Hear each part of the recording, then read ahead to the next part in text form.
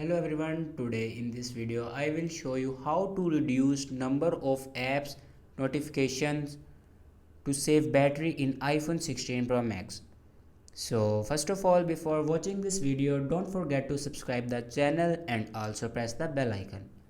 So let's start the video. First of all, open settings and then scroll down, and here you can see the option notifications.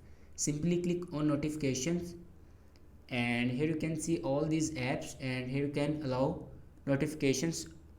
And then if you want to reduce number of apps notification, then simply open app and you can see the option allow notifications.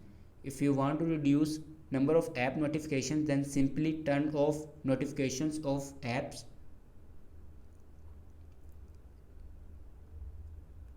and after reducing the app notifications, then it will save your battery. So this is the way to reduce number of app notifications to save battery in iPhone 16 Pro Max. Thanks for watching this video.